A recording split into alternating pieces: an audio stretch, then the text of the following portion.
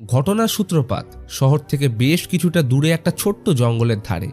জঙ্গলের ভিতর আগুন জ্বলছে, হয়তো কিছু একটা ঘটে গেছে। আর কিছুটা গেলে আমরা দেখি বাড়িতে রক্তারক্তির কাণ্ড ঘটেছে। গাড়ির কাঁচে দুটো রক্তাক্ত ছোট্ট হাতের ছাপ। ঘটনা এখান থেকে ফিরে যায় ফ্ল্যাশব্যাকে। জঙ্গলের ভেতর ছোট্ট রাস্তা দিয়ে গাড়ি চালিয়ে যাচ্ছে ক্রিড পরিবার। স্বামী স্ত্রীর নাম লুইস এবং র্যাচেল। বড় মেয়ের নাম এলি এবং ছোট ছেলে গেস। সাথে রয়েছে তাদের পোষ্য বিড়াল চার্চ। বস্টন থেকে লাডল নামে ছোট্ট শহরে লুইস ক্লিনিকের কাজের জন্য শিফট করছে, কারণ বস্টন থেকে কাজের জায়গা অনেকটা দূর পড়ছিল। লুইস এখানে বাড়ি সমেত বেশ বড় জমি অনেক কম দামে পেয়েছে। শুধু তাই নয়, বাড়ির সাথে লাগোয়া জঙ্গলটাও নাকি তার আন্ডারেই পড়ে। বাচ্চাগুলো জায়গাটা দেখে বেজায় খুশি, কারণ এত খোলামেলা জায়গা খুব একটা বস্টন শহরে পাওয়া যায় না। লুইস মেয়ের হাতে চাবিটা দিয়ে বলে, বাড়িতে সবার আগে তোমার পা পড়ুক। তখনই মেন রাস্তা দিয়ে ওরিঙ্কো কেমিক্যাল কোম্পানির একটা ট্রাক প্রচণ্ড স্পিডে পাস আউট করে, যার আওয়াজে র্যাচেল ভীষণ চমকে যায়। এই গাড়ির ব্যাপারটা কিন্তু আপনারা খেয়াল রাখবেন, কারণ গল্পে এর একটা বড় ভূমিকা রয়েছে। পরের দিন লুইস আনন্দ সহকারে ক্লিনিকের কাজে জয়েন করে। এলি এবং রাসেল তখন টুকটাক বাড়ি গোছানোর কাজ করছে। এলি লক্ষ্য করে বেশ কয়েকটা বাচ্চা অ্যানিম্যাল মাস্ক পরে ঠেলা গাড়িতে তাদের মৃত পোষ্যকে নিয়ে যাচ্ছে। সে এমন জিনিস আগে কখনো দেখেনি, তাই কৌতূহলবশত ওদের দেখতে এগিয়ে গেলে র্যাচেল ডেকে নিয়ে যায়। এলি খেয়াল করে জঙ্গলের সাইডে আরেকটা বাড়ি রয়েছে, যার ভেতর থেকে কেউ একজন তাকে দেখছিল। বেলায় স্পঞ্জ বব কার্টুন দেখার সময় এলির মন পড়েছিল সেই জায়গাটার জন্য, তাই মা ফোনে ব্যস্ত হয়ে পড়লে এক ছুটে বেরিয়ে যায় জঙ্গলের দিকে। কিছুটা আসলে দেখে একটা অদ্ভুত জায়গা রয়েছে, যেখানে কাঠের জেসাস ক্রসের উপর লেখা পেট সিমেট্রি, অর্থাৎ পোষ্যদের কবরস্থান। পুরো জায়গাটায় অসংখ্য কবর। এর ঠিক সামনেই বিশাল কাঠের বোঝাই করা স্তূপ, যেটা দেওয়াল হিসেবে রাখা হয়েছে। এটুকু বোঝা গেল স্তূপটা মানুষের দ্বারাই করা হয়েছে। এলি কৌতূহলবশত সেখানে উঠতে যেতেই এক বয়স্ক লোকের বকা শুনে হোঁচট খেয়ে পড়ে যায়। জঙ্গলের ভিতর যে বাড়িটা আসে দেখেছিল, এই বয়স্ক লোক সেই বাড়ির মালিক। নাম জাডসন ক্র্যান্ডেল। তাকে জিজ্ঞেস করলে জানায় এই এলাকায় যত বাড়ির কুকুর বিড়াল মারা যায় তাদের এইখানে কবরস্থ করে, আর প্রতিটা কবরের উপর সেই জন্তুর একটা মাস্ক ঝুলিয়ে দেওয়া হয়। শহরে যত পরিবার রয়েছে তাদের পূর্বপুরুষ থেকে জায়গাটা কবর দেওয়ার জন্য ব্যবহার করে আসছে। এখানে জাড নিজের পোষ্য কুকুর বিফারের কবর দেখায়। তার ঘ্রাণ শক্তি নাকি প্রবল ছিল। তখনই র্যাচেল মেয়েকে খুঁজতে আসলে তার পরিচয় হয় জাডের সাথে। সে বলে এই জঙ্গলে মেয়েকে কখনো একা ছাড়বেন না, যখন তখন এখানে হারিয়ে যেতে পারে। তারা চলে যেতেই জাড জঙ্গলের ভিতর থেকে কেমন যেন এক অপার্থিব আওয়াজ শুনতে পায়। এই আওয়াজের সাথে এসে আগেও পরিচিত, কিন্তু এর কি রহস্য সেটা পরে জানতে পারবেন। রাতে লুইস বাড়ি ফিরলে তাকে জঙ্গলের পেট সিমেট্রির ব্যাপারে জানায়। সে এটা শুনে কোনো অবাক না হয়ে খুব লজিক্যালি বোঝায় যে এই পৃথিবীতে সবাইকে একদিন না একদিন মরতে হবে।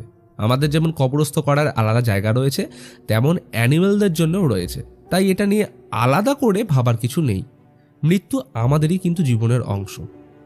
এই কথা শুনে এলি তার মায়ের বোনের মৃত্যুর প্রসঙ্গ টেনে আনে।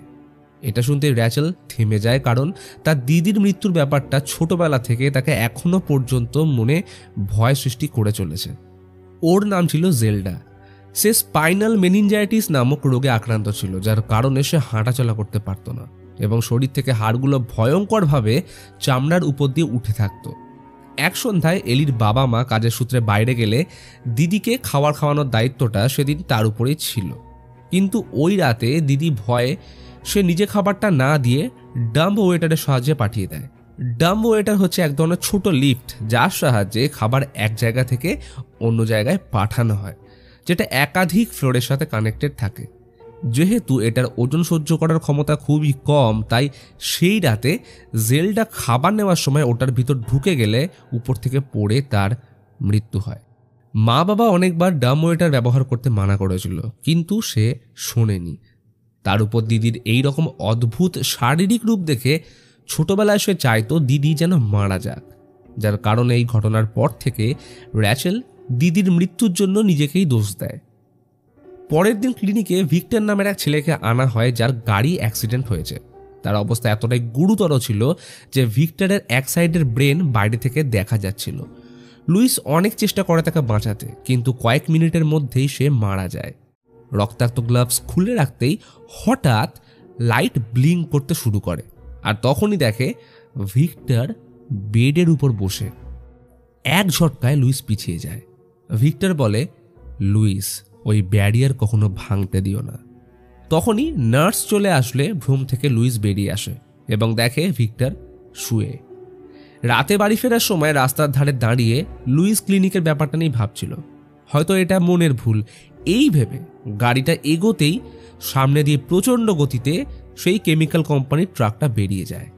জাস্ট অল্পের জন্য অ্যাক্সিডেন্ট হওয়ার হাত থেকে সে বাঁচে। বাড়িতে লুইসকে আপসেট দেখে র্যাচেল জিজ্ঞেস করলে ক্লিনিকের ব্যাপারটা জানায়। পরের দিন এলি জার্ডের বাড়িতে একা ঢুকে জিনিসপত্র ঘাঁটতে থাকে। তখনই জার্ড চলে আসলে সামনের টেবিলে রাখা ছবিটা দেখে জিজ্ঞেস করে, উনি কি আপনার স্ত্রী? হ্যাঁ, ও আমার স্ত্রী। ওর নাম ছিল নর্মা। সে অনেক দিন আগেই মারা গেছে। কথাটা শুনে এলির খারাপ লাগলে তাকে ডিনারের জন্য বাড়িতে সেদিন ইনভাইট করে। জার্ড অনেক দিন পর কোনো নিমন্ত্রণ পেয়ে খুবই খুশি। সে বলেই ফেলে, লাস্ট কবে যে এত সুস্বাদু খাবার খেয়েছিলাম নিজেরই মনে নেই। এই বাড়িতে আমি বহু বছর আছি, আমার কর্মজীবন থেকে শুরু করে সবটাই এইখানেই কেটেছে। তবে আপনাদের মতো প্রতিবেশী পাওয়া ভাগ্যের ব্যাপার। রাতে ঘুমানোর সময় লুইস অসুস্থ অনুভব করে। বারবার মনে হচ্ছে জানলার বাইরে থেকে কেউ যেন ডাকছে। হাওয়ার কারণে গাছের পাতাগুলো এমন অলৌকিক আওয়াজ সৃষ্টি করছে যেন কেউ ফিসফিসিয়ে কিছু বলতে চায়। বিছানা ছেড়ে উঠে জানলায় চোখ রাখলে হঠাৎ পিছন থেকে আওয়াজ আসে ভিক্টরের, ডাক্তার, আমার সাথে আসো। মন্ত্রমুগ্ধের মতো লুইস রুমের দরজা খুলে বেরোতেই দেখে জঙ্গলের মাঝে একটা জায়গায় দাঁড়িয়ে সামনের কুয়াশার মধ্যে দিয়ে ভিক্টর এগিয়ে যাচ্ছে। ডাক্তার, তুমি যেমন আমায় সাহায্য করেছিলে, তেমনি আমার এখন সময় এসছে তোমায় সাহায্য করার। লুইস এখন পেট সিমেট্রির মধ্যে দাঁড়িয়ে। ভিক্টর বলছে, এখানে মৃতরা শুয়ে আছে, কোনোদিন এখানে ভুলেও আসবে না। সামনের ওই প্রাচীর টপকানোর কথা তো ভুলেই যাও, না হলে জীবনে এমন অশান্তি নেমে আসবে যার পরিণাম হবে ভয়ঙ্কর। বেখেয়ালে স্তূপের উপর পা রাখতেই ভিতর থেকে ভিক্টরের হাতে এসে তার পা চেপে চেঁচিয়ে বলে, এই জমি অভিশপ্ত। আর তখনই গেজের আওয়াজ শুনে লুইসের ঘুম ভাঙে। তাহলে এতক্ষণ এটা স্বপ্ন ছিল? চাদরটা সরিয়ে নামতেই নজর যায় পায়ের দিকে, কারণ পায়ে কাদা লেগে। তাহলে কি সত্যি সে রাতে পেট সিমেট্রি গেছিল? তখনই র্যাচেল ঢুকলে চাদরটা ঢেকে নেয়। সে বলে, কি ব্যাপার, অনেকদিন পর এত বেলা অবধি ঘুমোলে? কথাটা শুনতেই লুইস কি বলবে ভেবে পায় না। আজকের দিনটা হ্যালোউইন, তাই বাচ্চারা ভূত সাজবে। এলির বন্ধুরা ডাকতে আসলে হঠাৎ জার্ড ইশারা করে লুইসকে ডেকে দেখায় রাস্তার ধারে তাদের প্রিয় বিড়াল চার্চ মৃত অবস্থায় পড়ে আছে। জার্ড বলে, এটা নিশ্চয়ই ওই কেমিক্যাল কোম্পানির ট্রাকের কাজ। এর আগে যতগুলো অ্যাক্সিডেন্ট হয়েছে সব এই ট্রাকের জন্য। তখনই এলি আসলে তারা বিড়ালটাকে লুকিয়ে ফেলে, কারণ ও যদি জানতে পারে চার্চ মারা গেছে তাহলে ভীষণ কষ্ট পাবে। তাকে কোনো রকমের সেখান থেকে পাঠিয়ে জার্ড পরামর্শ দেয় আজ রাতের মধ্যেই যা করার করতে হবে। রাতে লুইস র্যাচেলকে এটা জানালে তার মনের মধ্যে দিদির মৃত্যুর ব্যাপারটা চাগার দিয়ে ওঠে। তারা ঠিক করে এলিকে চার্চের মৃত্যুর কথা না জানিয়ে বরং বলবে সে কোথাও পালিয়ে গেছে। রাতে লুইস আর জার্ড বেরিয়ে পড়ে পেট সিমেট্রিতে চার্চকে কবরস্থ করতে, কিন্তু স্তূপের ওপার থেকে জার্ড আবার সেই অপার্থিব আওয়াজ শুনতে পায়, যেন সেটা তার কাছে ডাকছে। জার্ড জিজ্ঞেস করে, এলি চার্চকে খুব ভালোবাসতো তাই না? আর তুমি নিশ্চয়ই এলিকে ভীষণ ভালোবাসো? লুইস ঘাড় নাড়িয়ে জানায়, হ্যাঁ অবশ্যই, এটা তো চিরসত্য। জার্ড চার্চের দেহ প্লাস্টিক সমেত তুলে বলে, আমার সাথে এসো। সে দ্রুত স্তূপের উপর চড়তে শুরু করে। পিছন থেকে লুইস বহুবার জিজ্ঞেস করে, এখানে কবর দিলে অসুবিধা কি? কিন্তু জার্ড কোনো উত্তর দেয় না। স্তূপ টপকে জঙ্গল পথে যত এগোচ্ছে চারিদিকে যেন এক মায়াবী কুয়াশা ঘিরে ধরছে। লুইস টর্চ ঘোরালে দেখে সামনের গাছগুলোয় গোল টাইপের কিছু একটা সিম্বল আঁকা। আশেপাশে যত গাছ রয়েছে সেগুলোর একটাতেও পাতা নেই, সব শুকিয়ে জরাজীর্ণ হয়ে ভূতের মতো দাঁড়িয়ে রয়েছে। তখনই জঙ্গলের মধ্যে অজানা এক পশুর আওয়াজ ভেসে আসতে লুইস চমকে যায়। সে এমন আওয়াজ কোনোদিন জীবনেও শোনেনি। এইসব উপেক্ষা করে তারা এমন এক জায়গায় এসে পৌঁছয় যেখানে অজস্র পাথর স্তূপাকারে রাখা রয়েছে। জার্ড বলে, পাথর দিয়ে টিলা বানিয়ে এখানেই চার্চকে পুঁতে দাও, তবে কাজটা কিন্তু তোমাকেই করতে হবে। একদিকে কুড়ুলের মাটি খোঁড়ার শব্দ, অন্যদিকে আকাশে মেঘের গর্জনার মায়াবী পরিবেশ। সকাল হলে তারা এলিকে জানায় আগের দিন জার্ড আর লুইস চার্চকে ঘুরতে নিয়ে যাওয়ার সময় সে নাকি বকলেস ছিঁড়ে কোথাও পালিয়ে গেছে। তারা অনেক চেষ্টা করেছে খুঁজতে, কিন্তু পায়নি। তবে এলি হঠাৎ বলে, কই না তো, সে কোথাও যায়নি, রাতেই তো ও জানলা দিয়ে আমার রুমে ঢুকেছিল। কথাটা শুনতে লুইস চমকে যায়, লক্ষ্য করে ঘরের মধ্যে চার্চের কাদা মাখা পায়ের চিহ্ন, যেটা প্রবেশ করেছে সামনের আলমারিতে। লুইস অবাক হয়ে আলমারি খুলতেই দেখে ভিতরে চার্চ বসে রয়েছে, তার গোটা গায়ে কাদা ও রক্ত লেগে। তার স্বভাবে অনেক পরিবর্তন এসছে, আগে যতটা মিশুকে ছিল এখন ততটাই হিংস্র। র্যাচেল জিজ্ঞেস করে, এই যে বলেছিল মারা গেছে, তাহলে বাঁচল কি করে?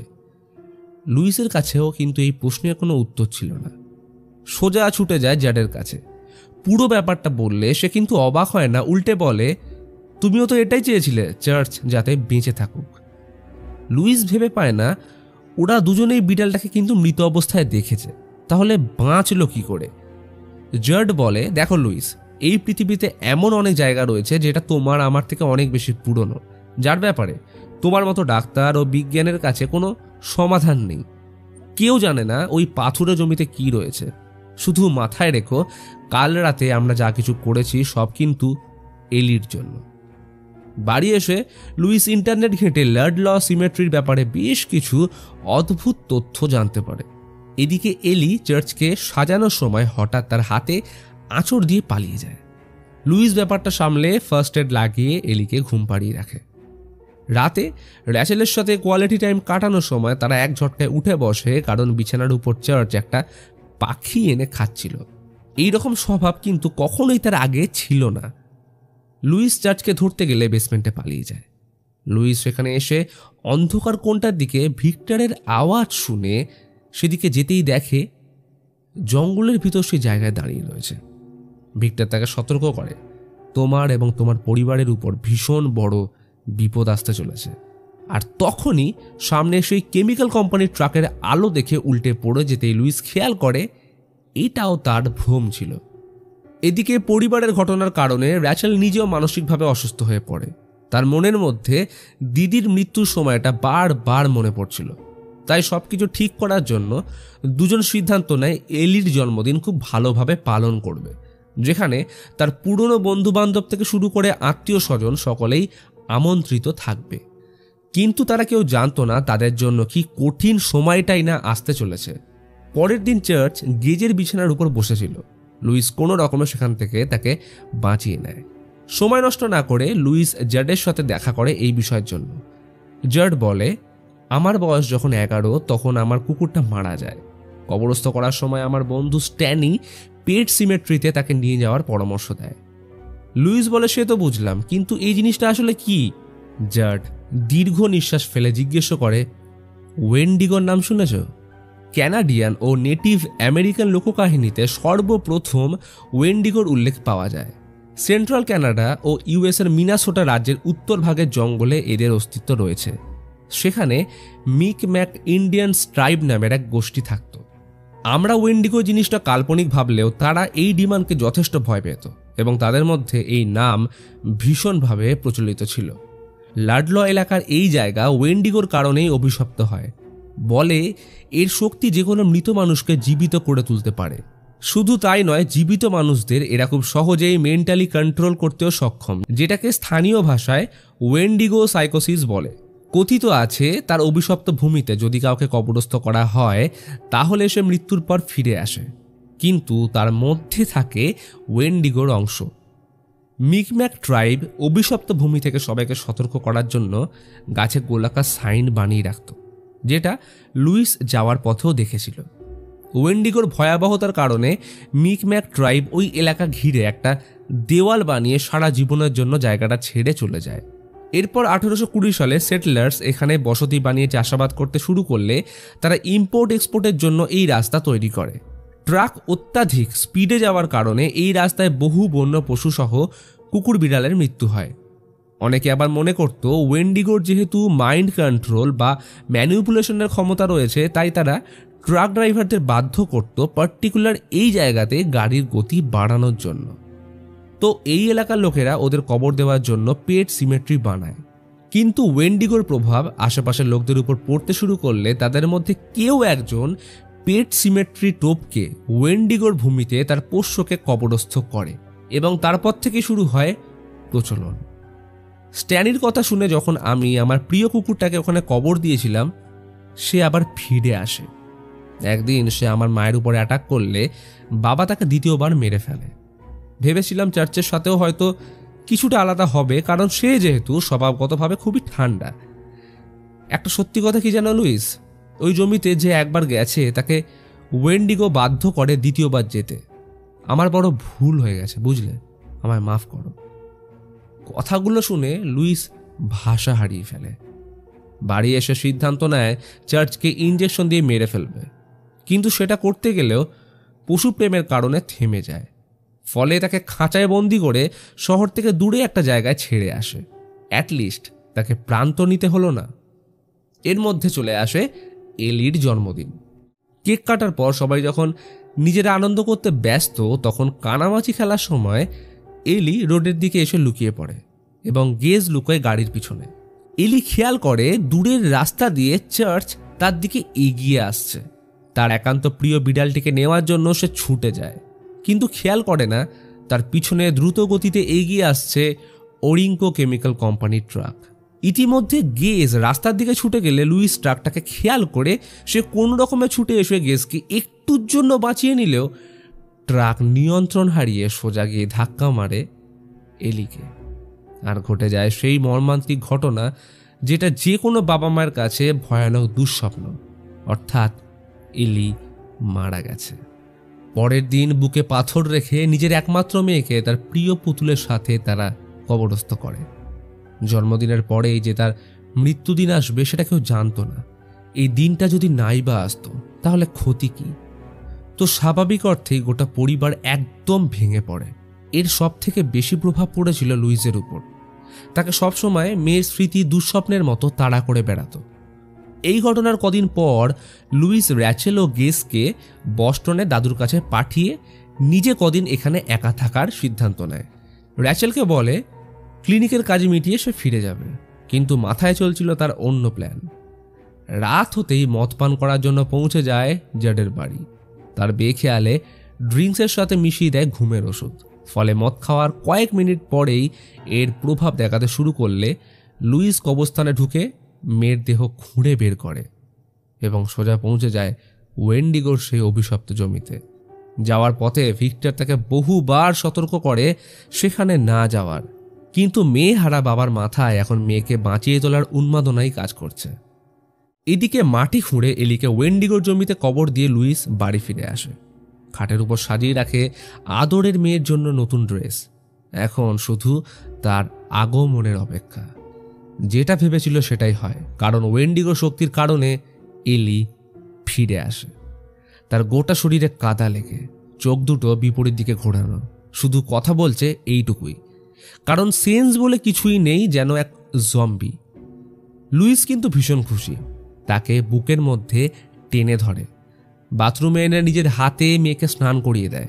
ভেজা চুলটা আঁচড়ানোর সময় হঠাৎ চিরুনিতে এক গোছা চুল উঠে আসে। মাথার পিছন থেকে চুলটা ছড়ালে দেখে পুরো মাথাটাই স্টিচ করা। তবুও চিন্তার বিষয় নয়, কারণ মেয়ে ফিরে এসছে। এলির শুধুমাত্র অ্যাক্সিডেন্টের কিছু আগের মুহূর্তই মনে আছে, তারপর থেকে সবটাই ব্ল্যাঙ্ক। সে জিজ্ঞেস করে, আমি মরে গেছি তাই না? লুইস চোখের জল লুকিয়ে উত্তর দেয়, কিচ্ছু হয়নি, আমরা আবার সবাই একসাথে ফিরে এসেছি, সব ঠিক হয়ে যাবে, চিন্তা করো না। পরের দিন লুইসের অনেক আগেই এলি উঠে পড়ে। সে গান চালিয়ে নাচ করছে, কিন্তু এই নাচ তার কোনো কন্ট্রোলেই নেই। হাতে লেগে আশেপাশের সমস্ত জিনিস পড়ে যাচ্ছে, কাঁচে ক্ষতবিক্ষত হচ্ছে হাত। এইবার লুইস তাকে ধমক দিয়ে থামায়। ইতিমধ্যে র্যাচেলের ফোন আসলে এলি জিজ্ঞেস করে, মাকে আমার কথা কবে জানাবে? আসলে র্যাচেল আজ বাড়ি ফিরছে। লুইস ফোন না ধরলে জেডকে কল করে বাড়ি গিয়ে চেক করতে বলে লুইস ঠিক আছে কিনা। প্রথম থেকেই জেডের সন্দেহ হচ্ছিল, তাই সময় নষ্ট না করে লুইসের বাড়ির দরজা নক করলে দেখে সে যেন কেমন অদ্ভুত ব্যবহার করছে। হাতে ক্ষতের দাগ, অল্প রক্ত লেগে। যে মানুষটা তাকে দরজা খুলে প্রতিদিন ওয়েলকাম জানাতো, সে আজ দরজা খুলতেই চাইছে না। বাড়ি ফেরার সময় উপরের জানলার দিকে তাকালেই জেড চমকে যায়, কারণ সেখানে দাঁড়িয়ে রয়েছে এলি। সবার আগে জেড বাড়ি এসে জানলা দরজাগুলো লাগিয়ে নিজের আত্মরক্ষার জন্য বন্দুকটা কাছে রাখে। হঠাৎ মনে হয় এলি হয়তো আগেই বাড়ি ঢুকে গেছে, তাই প্রতিটা রুম ভালোভাবে চেক করে সিঁড়ি দিয়ে নামার সময় দেখে চার্চ বসে আছে। আর তখনই এলি তার পায়ের ধমনী ছুরি দিয়ে কেটে দুটুকরো করে দেয়। এলি মুখোশ খুললে দেখে সে নর্মার রূপ নিয়েছে, কিন্তু জার্ড গুলি করতে যেতেই এলি তাকে নৃশংসভাবে খুন করে। ইতিমধ্যে র্যাচেল বাড়ি আসলে লুইস তাদের দেখে ভয় পেয়ে যায়, কারণ এলিকে দেখলে না জানি এরা কীরকম বিহেভ করবে। আর যেটা ভয় সেটাই হলো, কারণ দরজা খুলে এলি প্রবেশ করে। সে এক পা দু পা করে মায়ের কাছে এসে জড়িয়ে ধরে। তাকে দেখতে র্যাচেল কি বলবে ভেবে পায় না, রীতিমতো বাকরুদ্ধ। লুইস পাগলের মতো বলতে থাকে, আমি ওই জমিতে এলিকে কবর দিয়ে জীবিত করে তুলেছি, ওকে তুমি জড়িয়ে ধরো। কিন্তু র্যাচেল এটা মানতে রাজি নয়, তাই রেগে উপরে এসে র্যাচেল দরজা বন্ধ করে দেয়। লুইস অনেকবার বোঝানোর চেষ্টা করে, কিন্তু সে মানতে রাজিই নয়। রাতে রুম লক করে র্যাচেল হাতে ছুরি নিয়ে কল্পনা করে তার অবস্থাও দিদির মতো হচ্ছে, আর দিদি তাকে মারতে এগিয়ে আসছে। কিন্তু পরক্ষণেই বুঝতে পারে এটা তার দুঃস্বপ্ন। আর তখনই এলি তার উপরে অ্যাটাক করে। সবথেকে বড় কথা, এলি এটা করার সুযোগ পায় কারণ তখন লুইস জার্ডের বাড়িতে গেছিল তাকে খুঁজতে। এলি এতটাই হিংস্র হয়ে ওঠে যে রীতিমতো র্যাচেল হিমশিম খাচ্ছিল। সে কোনো রকমের লাথি মেরে রুম থেকে বেরিয়ে দরজা লাগিয়ে দেয়। এদিকে জার্ডকে মৃত অবস্থায় দেখে লুইস নিজের পরিবারকে বাঁচাতে ছুটে যায়। ততক্ষণে র্যাচেল চেয়ার দিয়ে জানলা ভেঙে গেজকে নামিয়ে নিজে নামতে গেলে এলি তার পেটে ছুরি ঢুকিয়ে দেয়। র্যাচেল তখন প্রচণ্ড যন্ত্রণায় কষ্ট পাচ্ছে। এলি তাকে দিদির কথা মনে করিয়ে বলে, তুমি চাইলে সেদিন ওকে বাঁচাতে পারতে, কিন্তু করনি। তুমি নিজেই চাইতেও মরে যা। বাবা বলতো মৃত্যুর পর নাকি কিছুই হয় না, কিন্তু মা, আজ আমি জানি মৃত্যুর পর অবশ্যই কিছু আছে, আর সেটা স্বর্গ কিন্তু নয়। কথাটা শুনে র্যাচেল বলে, আমায় মা বলে ডেকো না, আমার মেয়ে অনেক দিন আগেই মারা গেছে। এটা শুনতেই এলি তাকে মেরে ফেলে। র্যাচেলকে বাঁচাতে লুইস রুমে ঢুকলে পিছন থেকে এলি মাথায় মেরে অজ্ঞান করে দেয়। এরপর কতক্ষণ কেটে গেছে খেয়াল নেই। লুইস কোনো রকমে উঠে বাইরে আসলে দেখে গেজ গাড়ির মধ্যেই রয়েছে, কিন্তু র্যাচেল কোথায়? ছুটে জঙ্গলের দিকে ঢুকলে ঘন কুয়াশার মধ্যে আওয়াজ আসে, মা এখন মাটির তলায়, আমাদের সাথে যা কিছু হয়েছে সব কিন্তু তোমার কারণে। কথাটা শেষ হতেই পিছন থেকে এলি ছুরি দিয়ে অ্যাটাক করে। গলায় ছুরি বসাতে যেতেই কোনো রকমের হাত কামড়ে ছুরিটা ফেলে এলির গলা চিপে ধরে, কিন্তু এর কোনো প্রভাব তার উপর হচ্ছিলই না। সে লুইসের হাত থেকে বেরিয়ে আসার জন্য ক্রমাগত ছটফট করে যাচ্ছে। লুইস বুঝে যায় একে থামানো যাবে না, তাই নিজের সাধের মেয়েকে পায়ে টিপে ধরে বেলচা তুলে মারতেই যাবে। আর তখনই পিছন থেকে লোহার রডটা লুইসের শরীরের আড় পার হয়ে যায়। যন্ত্রণায় ছটফট করে লুইস কাতরাচ্ছে এবং রড হাতে দাঁড়িয়ে র্যাচেল।